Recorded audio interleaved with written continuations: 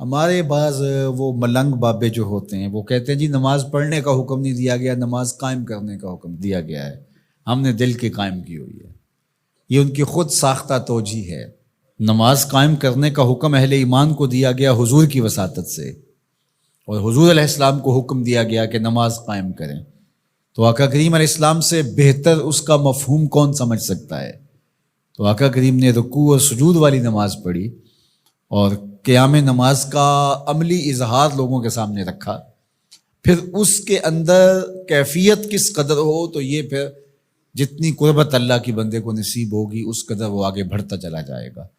تو یہ باطل توجیہات یہ جاہل لوگوں کی، جس کے بدن سے بدبو کے ببوکے پھوٹ رہے ہوں اور جس کے جسم میں جوئیں پڑی ہوں اور جس نے 6 سال سے غسل نہ کیا ہو، وہ اس اعتماد سے کہہ رہا ہوتا ہے ہم نے قائم کی ہوئی ہے، ہم نے دل کی قائم کی ہوئی ہے۔ اللہ اکبر۔ تو یہ اس معاشرے میں ایسے لوگوں کو ماننے والے اور ایسے لوگوں کی باتوں کو غور سے سننے والے اور ان جاہلانہ باتوں کو معرفت کی باتیں قرار دینے والوں کی کمی بھی نہیں ہے۔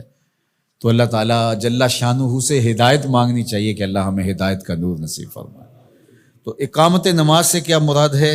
اس کی فرائض کے ساتھ ادا کرنا، یا پھر رکوع سجود تلاوت کا اتمام اور اس میں خشوع کا اور خضوع کا اظہار اور اس میں مکمل ڈوب جانا کہ گویا تم اللہ کی عبادت کر رہے ہو تو اس کو دیکھ رہے ہو۔ اور حضرت عثمان غنی رضی اللہ تعالیٰ عنہ فرماتے ہیں کہ جس نے صحیح وضو کیا، حضور علیہ السلام سے روایت کہ جس نے صحیح وضو کیا جس طرح میں نے وضو کیا ہے اور 2 رکعت پڑھی اور اس میں اس کو کسی غیر کا خیال نہ آیا، تو اللہ تعالیٰ اس کے پچھلے سارے گناہ معاف کر دیتا ہے صرف 2 رکعت سے۔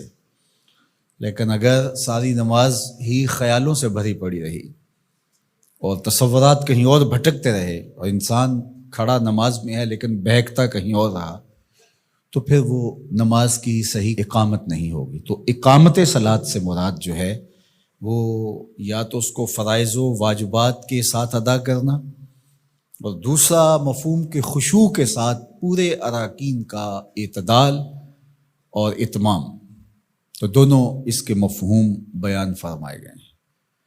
تو ظاہر ہے کہ ابتدا کے اندر تو کوشش ہوگی کہ فرائض واجبات پورے ہو جائیں، تو وہ خشوع اگر نہیں بھی حاصل ہو پایا تو پھر بھی کوشش جاری رکھنی چاہیے، نہ یہ کہ اب وہ تو کیفیت ہی نہیں نصیب ہو رہی تو میرا نماز پڑھنے کا کیا فائدہ۔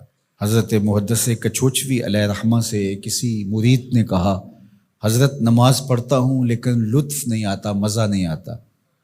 تو آپ نے اسے سوالیہ انداز میں پوچھا کہ اس کے باوجود بھی پڑھتے ہو؟ اس نے کہا جی وہ تو فرض ہے، پڑھتا تو ہوں۔ تو آپ جھومنے لگے، فرمایا واہ واہ، تمہیں مزہ نہیں آتا پھر بھی پڑھتے ہو؟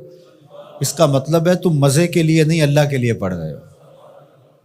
تو اگر لطف آ جائے، وہ کیفیت، وہ حظ، وہ تو بہت بڑی بات ہے، لیکن اگر نہیں بھی ہے تو اس کا فریضہ تو ہے اس کی طرف سے جو عائد ہوتا ہے، تو وہ شکل بنا کے تو کھڑے ہوں، وہ صورت بنا کے تو کھڑے ہوں، تو کسی دن وہ کیفیت بھی پیدا ہو جائے گی۔ خورش دے بدر را جو کب کو حمام کہ یک روز افتد ہمائے بدام۔ سعدی شیرازی فرماتے ہیں کہ دانے ڈالتا رہے، چوغا ڈالتا رہے، کبھی کبوتر آئے گا، کبھی کوا آئے گا، کبھی کوئی اور فاختہ آ جائے گی، لیکن کسی دن وہ بھی آ جائے گا جس کے لیے تم یہ سب کچھ کر رہے ہو۔ تو اس لیے محنت کو جاری رکھو، کوشش کرتے رہو، تو ایک دن انشاءاللہ اس کیفیت میں بھی چلے جاؤ گے۔ دروازہ کھٹکھٹانا چھوڑنا نہیں ہے، دستک دیتے رہو، کبھی تو بوا کھلے گا نا، کبھی تو آواز آئے گی کھلا ہے دروازہ آ جاؤ اندر، پھر اندر سرور کی وادی ہوگی، کیف کا جہاں آباد ہوگا۔ اور آقا کریم نے ہمارے لیے آسانی پیدا فرما دی کہ اللہ کی عبادت اس طرح کرو کہ گویا تم اسے دیکھ رہے ہو، اور اگر یہ نہیں تو کم از کم یہ کیفیت تو ہو کہ وہ تمہیں دیکھ رہا ہے۔ تو اپنی اپنی کیفیت ہوتی ہے، بہرحال نماز کو ترک نہیں کرنا، بھرپور کوشش ہو کہ خشوع و خضوع کے ساتھ نصیب ہو۔